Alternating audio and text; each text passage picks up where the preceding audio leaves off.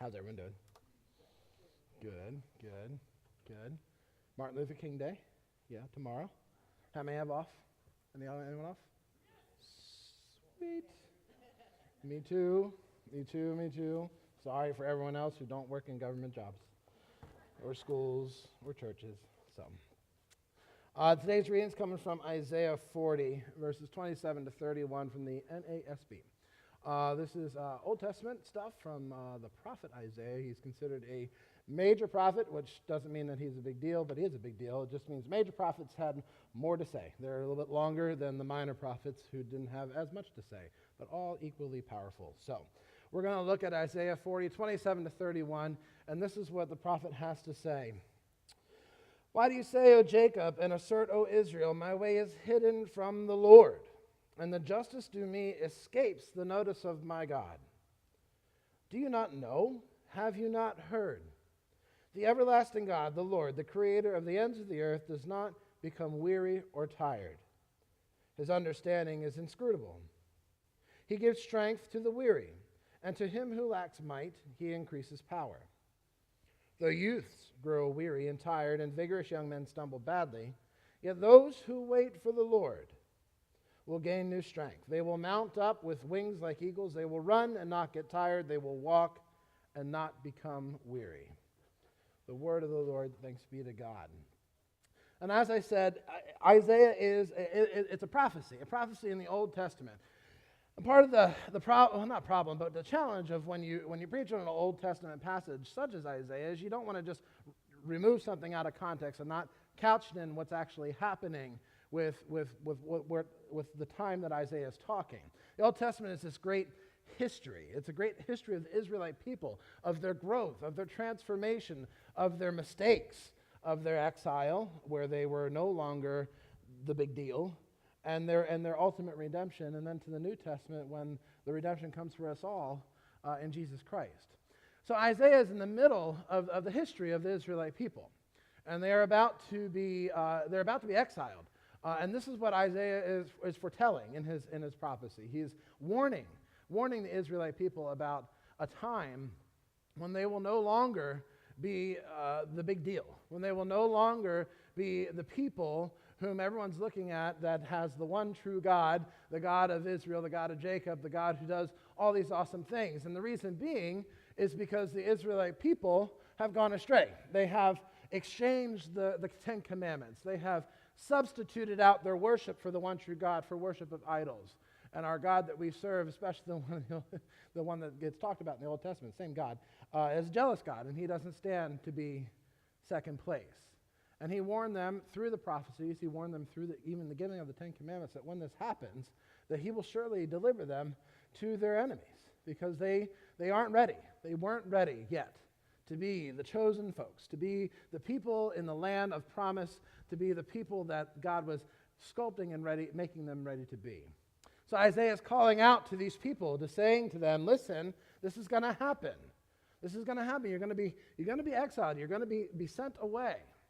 But in the middle of the prophecy here in Isaiah 40, just smack dab in the middle of Isaiah's prophecy, he gives us this chapter 40, which is really just displaying God's grace for them. Because not only did he want to warn them of what was going to happen, and not so much as a warn like it may happen, a warning as in it will happen, he also wanted to leave them with some hope. That even though our God is a jealous God and doesn't take second place, our God is a loving God and a gracious God. And he will not allow his people who have a heart for him to be gone for too long. So here in Isaiah 40, we get to see God's grace on full display for them. And he is telling them, and that's how it ends with, those who wait on the Lord will gain new strength. They will mount up with wings like eagles. They will run and not grow tired. They will walk and not become weary. He's letting them know that when times are going to get really, really, really, really bad, as long as you reside in the Lord, as long as you wait on God, you will be able to get through it. And you won't have to ask the question at the top of the verse that we said, why is my way hidden from the Lord? Where is God? You won't have to ask those things. So that's what Isaiah is doing. That's what we're kind of looking at today. To start off, I want to ask you, what does it mean to wait on God? It says here in Isaiah, those who wait on the Lord. What does it mean to wait on God? There may be people in here who could say, I've been waiting on the Lord for a while. I have been submitting my prayers to no avail. Is waiting on God patience? Is it patience? Is it going through life with the patience that God will provide one day, someday, somehow? Patience, I always say, is a prayer that the Lord will answer right away. So if you ever want to have a prayer answered immediately, ask him for patience and he will provide patience for you. That's an easy one. Is waiting on God just sitting and not moving? Waiting for something to happen in life that spurs us forward. What does waiting on God mean? If it's the latter, I can relate. I can talk to you about my journey through seminary. I feel like the past couple of years, my life has just been a lot of sprints and waits. And when this gets to sprinting, it's hard to get it to wait. It's a lot of momentum forward to come right back again. But honestly, it's true. I mean, in seminary, I was going for a Master's of Divinity. That's what my track was, and I was doing okay with it. I hit the Greek language, and I had to take a couple tours of Greek. I had to wait on Greek a little bit, 3 times through Greek too, but no one's counting. And in doing so, it put me behind on Hebrew. And I completed everything else for the MDiv that I needed to complete except for Hebrew. Hebrew, I had a plan. No worries, God, I got a plan. And what I'll do is I'll take Hebrew online in 1 semester, 2 classes in 1 semester, because it's just memorization. I can do that, that's fine. And get back on track. And God said no. He said, no, you need to wait. The online forum of how I was going to do this was no longer accredited for the seminary. The seminary said, we can't offer that mode of classes anymore. You'll have to take it in the classroom. And in order to do that, it was going to be 2 more years to go through schooling, just for Hebrew, just for the 5, 6 classes that I had left for Hebrew, because it was in like a rotation type deal. So you know what? It was sprint, wait. So then I thought, well, I'm going through ordination through this new denomination called the ECO, and they will ordain MDivs as well as other master's degrees that have the same type of rigor as an MDiv does. And lo and behold, Gordon Conwell had that degree. It was a Master's of Arts in Christian Thought. It's the most dumbest sounding degree that you could ever come up with, but that's what they called it, and that's what I have. So it's MDiv Light. Was that the right choice? I don't know. As we're interviewing, and people are asking, do you have an MDiv? I don't know. So then we take ordination tests through the denomination. And I study for the ordination test, and I sprint to the ordination test, and I take them. And my liaison tells me in 1 month we should get scores back. 1 month turned to 2 months. 2 months turned to 3 months. 3 months turned to about 3.5 months, and finally the scores came back. Sprint, wait. So now that I've passed the ordination test, now I get ready to interview. Let's go interview. And we look on the site for ECO, and the job market is not so great, but I knew this going into it. We interviewed with a church, and we thought surely this was going to be it, and surely it was not. Sprint, wait.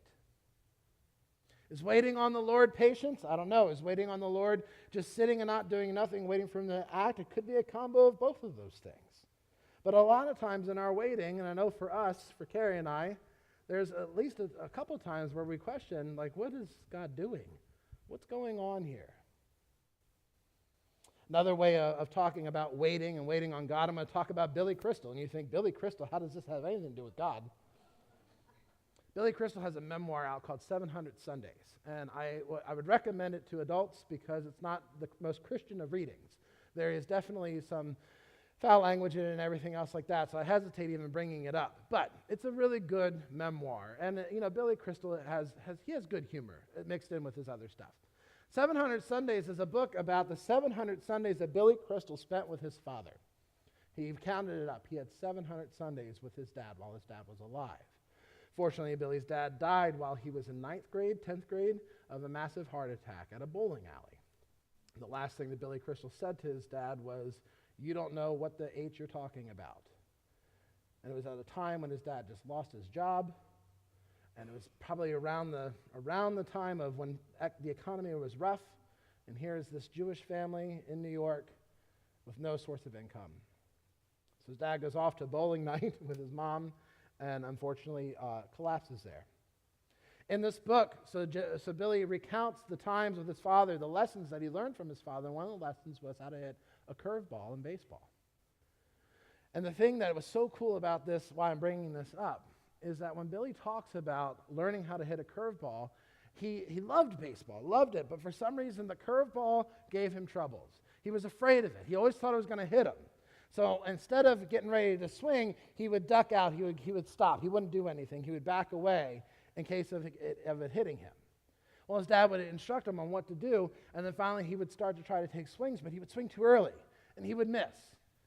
Swing too early, maybe get a chip of it, and it would foul, but he would swing too early. So Billy said, here in the middle of October and November, it's starting to snow. Him and his two other brothers are out there in the field in New York, and his dad's out there blowing on the ball, and it's cold, and his dad tells him, you got to wait on it. You got to wait on the ball. Wait for it to break. You need to wait on it for you to hit it just right. So as he wound up to pitch on this cold December day, he pitched the ball. And just as he pitched it, he whispered in a loud whisper to his son, Billy Crystal, and said, wait on it. And Billy waited on it, crack, hit the ball. An elation, just filled with inside Billy Crystal. And his dad said, you're getting it. Here, let's do it again. And his dad would pitch, and he would say, wait on it. He would wait, and he would hit. Another pitch, wait on it. He would hit, and he would wait on it, and he would hit the ball. Waiting on this ball, waiting on it to break, to see it in his mind's eye, and be able to hit it successfully was the lesson that Billy's dad was teaching him. I think the same thing could be said for when we're talking about waiting on God. A lot of times we just need to wait on it. We don't need to jump start the plan. We don't need to spring ahead. We just need to wait. Wait on God. Wait for it to happen and wait on Him to hit. Because in waiting on God, we discover God's desire for a transformation in us. In our waiting on the Lord wants to transform something in us, which I'm going to talk about in just a second. And in our waiting, not only is there a transformation, but there is a realization that we have an intimate relationship with the Lord. And so we wait on it, and we wait on God. In our waiting, I saw that there's two discoveries in this passage of Isaiah. Two discoveries. One is a discovery of transformation when we wait, and a discovery of an intimate relationship with the Lord. And I would like to talk to you about that. Because in our waiting, the Lord reveals and transforms in us some godly strength and perseverance. When we wait on God, when we don't jumpstart His plan, when we wait and reside in Him, in that waiting and in that season, the Lord works in us and transforms in us this great godly strength and perseverance. I'm going to talk about most of us in this room, if you're like me, you're impatient. My father-in-law jokes with me all the time because I am married to the most patient woman in the world. There she is. Look at her. Wave. There you go. And my father-in-law said, you know what, Mike, you and Carrie are a great fit because when Carrie comes to a yellow light, she stops. And when you come to a yellow light in life, you keep on going. And the good thing is you will speed one of you will speed the other one up and slow the other one down, and it's really wonderful. Most of us are impatient. Most of us go through the yellow lights. And when God reveals His plan to us, I know for me, with the plan for seminary and stuff like that, man, I wanted to, let's go, let's attack it. Let's get this ready and go today. A lot of times when we see God's plan, we want to grab hold of it with two hands and go, and oftentimes we kind of leave Him behind. It's kind of like, those kids back in the 80s that had the leash on them. You remember that? I had a leash on it. Don't judge Mom. We did. Had a leash. We were at a theme park. I remember I was on the leash. Get back. Because I go through the yellow light. A lot of times I feel sometimes that's how God is with us. He says, wait, and brings us back. I know you see the plan, but you're not quite ready for it yet. We jump the gun. We get a piece of the ball. I believe, and those who know baseball can correct me, I think when you do swing a little too early and you catch a bit of the ball, it fouls. It goes wherever the direction it may be. Is that correct? If you swing too fast or if you swing too slow, right? Yeah, if you swing too slow, you can foul the ball also. But we're talking about the fast one because that's what helps me with my... So you catch a piece of it and it fouls out. I don't know, for me, when I played baseball, I played left out. That's what I did when I played baseball, and I wasn't all that great. But when I would hit, and even if I got a foul ball, that initial excitement, like, praise Jesus, I hit the ball, and only you hear the umpire go, foul, and you know, and the whole world. But I mean, that's kind of like in life when we see God's plan and we want to jumpstart it, and we just get a piece of it. We think we've hit, and we think we're on the plan and on the trajectory, only to find out that we fouled out, and we got to come back. And what do you got to do? You got to hit again, right? Do it again. Wait on it. Wait on God. If we look at the text in Isaiah, this idea of how waiting on the Lord brings about transformation in us so that we can actually hit the ball and not foul out. We look at verses 27 to the first part of 31. Let me just read it to you real quick. I read it to you already, but let's refresh. It says, "Why do you say, O Jacob, and assert, O Israel?" Basically, he's encompassing all of the Jewish people by saying it that way. O Jacob, O Israel. All the Jewish folks. He's saying, why do you say, where's God? Why do you say, why is God forgotten? Does he not know that I deserve some justice? And Isaiah says to them, do you not know, and don't you remember? This is the everlasting God, the Lord, the creator of the ends of the earth.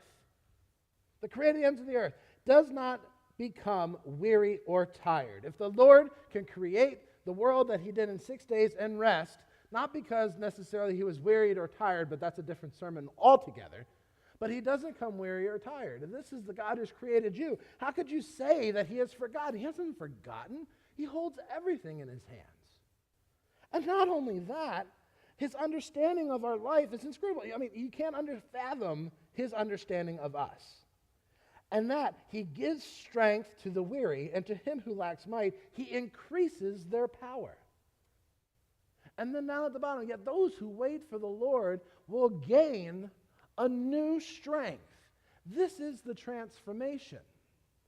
You see, because in our waiting, and in our waiting in God, there is an exchange of strength when we wait on the Lord. And we remember that his understanding is inscrutable. And we remember that he's the everlasting God. When we remember those things and believe in those things, there is an exchange, a transformation of sorts between us and God. And he gives us his strength. And he gives us the power to persevere. The Hebrew word here, it says gain, but the Hebrew word means an exchange. We're removing our old selves and we're putting on a new one. Does that sound familiar? It's very much a God thing.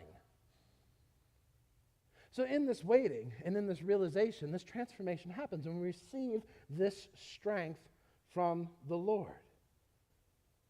Because on our own, in trying to either jumpstart God's plan or just live our day-to-day lives, on our own, we don't amount much to anything.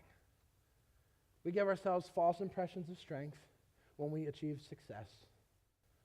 But when the world turns and life smacks us in the face, we need the strength of God. And we need the transformative power that he gives. And that comes from waiting on it, waiting on him. Isaiah is pointing to the sufficiency of God. Oh, I totally went away. We're on like the third page already. That's great. An example of this, just to give an example before we move on. It's not, what I'm saying is not a new revelation of sorts. This idea of waiting and God transforming in us and giving us the power so that we can succeed. If we go back, and still in the Old Testament, if we go further back in the books of Exodus, and we encounter Moses, and we encounter the Israelite people. If you remember that story, the Israelite people are held in captive. They are under Pharaoh's rule. And God shows Moses and shows the people, he shows them his plan. And he says, you're going to be delivered from Pharaoh. And I'm going to get you to a place, a promised land. I'm going to promise you some land of your own. And this land is going to be fruitful, and this land is going to be filled with milk and honey. Your wombs will be blessed. You'll be able to have children. Your crops will be in abundance, and you will know that I am your God, and everyone else will know that I am your God when you get to this land. He lets that known. And then we go through the plan. And Israel happens to be freed, and Pharaoh chases after them. They go through the Red Sea. The Red Sea falls upon the Pharaoh's army, and now they're ready to go. And the Bible tells us they spend an inordinate amount of time in the wilderness. And if you were to look at the map, I saw in one of my seminary classes one day, if you look at the map of Moses' movements, if he would have gone another way, he would have gotten to where the land of Canaan a little bit faster. But he went through the wilderness. And by going through the wilderness, he received the protection from Pharaoh's army. But not only that, the Israelites were in need of transformation. They needed this waiting period, this time in the wilderness, when things are unsure, when food is scarce. And though God provided manna from heaven on a daily basis for them, and though God helped them out and then gave them the 10 Commandments and all these things, the Israelites continued to be stiff-necked. They continued to become weary, and they continued to negate God and say, we want to go back to Egypt. See, the thing is, if God gave the Israelites their promised land right out of the gate, they would not have worshipped him as the one who gave it. They would have worshipped their own strength. Look at what we did. We escaped Pharaoh. So this time is needed for the transformation to happen in their hearts, for them to realize that their strength comes from God, the everlasting God, the Creator God, and not from their own. And lastly, this time in the wilderness brings me to the second discovery.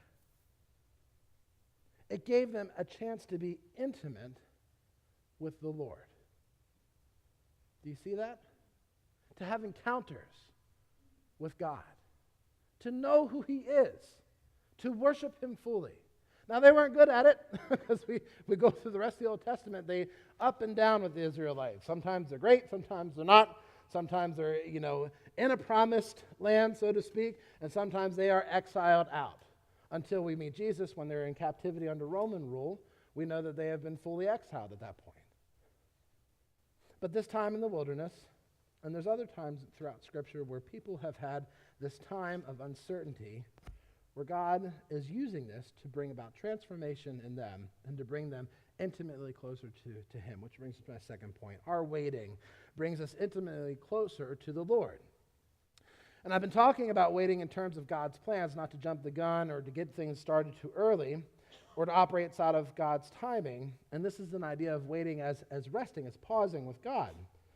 But this waiting can also be used in terms of when life slaps a forest on you. So not so much about God's plan, but when we are in times of great storms and great trials. Waiting is present. In the midst of the storms and trials, when we wait, not only do we get transformed by the strength, but we realize that the Lord has been with us and is with us the entire time through that storm. There are many of us in this room who are wondering, where is God? You've experienced a death of a loved one unexpectedly, and you wonder, where is God? You've experienced a loss of a job, cannot find work, and you wonder, where is God? You've experienced something that's put you on your knees, and you wonder, where is God? And what the thing is that waiting on God applies to this time as well, in this season of storms. It brings us intimately closer to him, and close enough to him, even though we may be angry at him, but close enough to him because we begin to realize through our transformation of godly strength that we can cling to him to help us get it through. And let me talk about that. In verse 31, this is the famous verse. Verse 31, the famous verse. It says, if you go to the next slide, I have it highlighted. It says, they will mount up with wings like eagles. They will run and not get tired.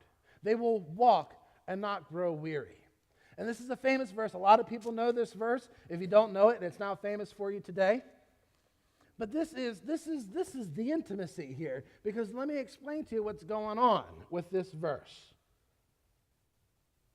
When I look at, they will mount up with wings like eagles.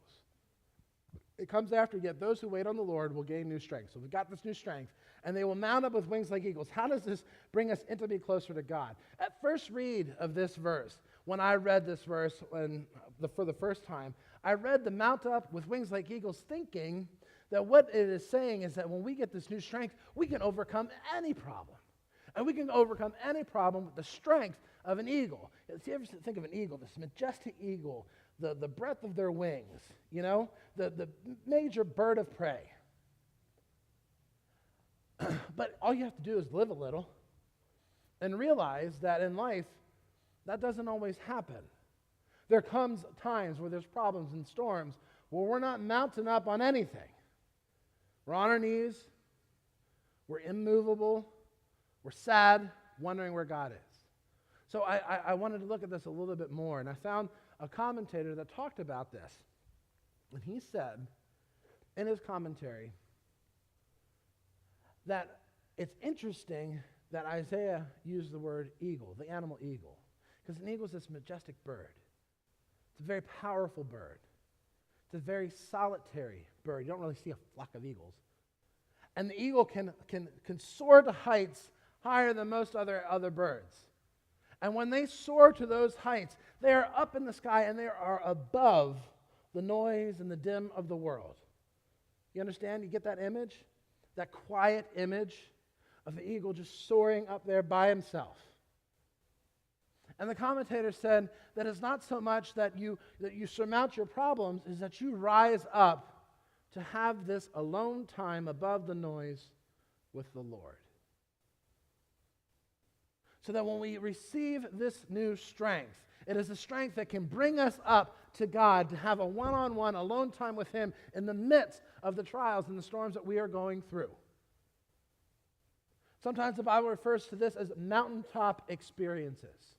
When people have gone to the top of the mountain and they have received instruction from God. They have received one-on-one time with the Lord, and they are now equipped to go back down the mountain and live their life and face whatever they're facing. When we mount up like wings with eagles, we come up to the top and we have this intimate relationship with God, and some of us may need to stay there for a little bit. Some of us may just need to batten down the hatches and really just have an alone time with the everlasting God, the Creator, Lord, the God who provides and the God who can heal. And sometimes we just need to camp out there. But the thing is, it says they will run and not get tired, they will walk and not become weary. You can't stay there. Of all the mountaintop experiences that we see in the Bible, they never stayed atop the mountain. Moses had to come back down with the 10 Commandments. Abraham had to come back down with his son that he did not kill, but had instruction on what it means to be faithful. Jesus had to come back down the mountain after the transfiguration and go to the cross. But you have that time with God, that intimate time with God where He gives us the instructions. He teaches us how to use this newfound strength so that we can come back down the mountain and deal. They will run and not get tired. They will walk and not become weary. That's living life. With the newfound strength coming back down, some of us will be able to face the problem, will be able to face the storm and run through it swiftly and not get tired. But most of us, I think, if you would be honest, are saying, I can't walk, let alone run. And it's the walking that becomes the big issue. Because the walking is probably how most of us deal with the storms in our lives. That it's day to day. And each day may become better than the next, may have some setbacks, but each day we wake up and we take a step forward. And that's the great line there. You will walk and you won't become weary. Weary is a tiredness. Weary is an exhaustion. And what this verse is saying is that though it may be exhausting, and though it may be tough, and though it may be hard, with this newfound strength that you've been transformed to, with your time, alone time with God that you soared up there with eagles, you're going to be able to walk through this day. And you're going to be able to take each and every step because the Lord our God is with us each and every step in each and every way. And you know what? And in times when we forget that in our walking, we've got this newfound strength, soar back up. Take some time again with God. Get back to square one so that you are able to run and not get tired or walk and not become weary. It's fascinating, this run, walk kind of thing, because it reminded me of another psalm in the Bible, Psalm 1. It's one of my favorite psalms. Psalm 1 talks about this motion type of deal, and it says, "How blessed is the man who does not walk in the counsel of the wicked, nor stand in the path of sinners, nor sit in the seat of scoffers." And if you look at Psalm 1, it's this slow fade progression from walking to standing, from standing to sitting. And we contrast that to Isaiah, who's talking about mount up, run, and walk. The Lord doesn't want us immovable. We have to live this day. We have to live this age out, this horrible age. He sees it. He sees it. He sees the terrorism. He sees people acting evil to each other. He sees the death of our loved ones. He sees all of those things. But that doesn't mean that we can become weary and not move. No, because we have a new strength that will enable us to mount up with wings like eagles, run and not get tired, and walk and not grow weary. And all of this hinges on what we've been talking today, this waiting on God. And so I ask you, what is waiting on God? Is it a pause? Is it a wait for something to happen? Is it patience? Well, it's all of those things. See, because waiting, in the Hebrew, waiting means to tarry with God. And tarry is an old hymn word, but to tarry with the Lord means to linger with Him, to walk slowly with God in full expectation of something happening. And that's what that means. So when life is throwing the curveballs to us, and we hear God from the other side saying, wait on it, what He is saying is, stay with me. Linger with me, and I will show you when it's going to break. And when it breaks, you will be able to take the swing. You'll be able to run and not get tired. You'll be able to walk and not become weary. All because you have tarried with the Lord every day, each and every day. See, the thing is, this walking with God and waiting with God, it requires the most faith. It really does. Because it requires us to understand the intimate relationship that we have with the Lord. It requires us to understand the grace of Jesus Christ. It requires us to understand and trust that the Lord is with us and has never left. And although we're never promised that bad things won't happen, we are promised that He walks with us. The hymn, and He walks with, yeah, exactly. Whether it's discovering God's plan or working through a storm of life, the truth remains we are to wait on it, to wait on Him, to tarry with God, to soar to the mountains, yet live in the valley, to run and not grow tired, to walk and not become weary. Wait on it. Wait on God. Wait with God. Wait for God. Wait in God. Wait with God. Amen. Let us pray. Dear Jesus, we thank you for this verse, for this passage in Isaiah that gives us the hope and the assurance that you have not forgotten your people, that you are a God of the covenant, and that you have made this promise with us that we will never be alone so long as we wait and rest and believe in you. So, dear Jesus, Lord, for those of us in this room who are trying to work out God's plan, your plan, who are going through the storms of life, Lord, I pray for the newfound strength to be realized by us all. And that we can take this strength and mount up like eagles and soar to you. And that we will remember that we can run and not grow tired, walk and not grow weary. God, thank you for giving us this earth as your waiting room. It's in your name that we pray. Amen.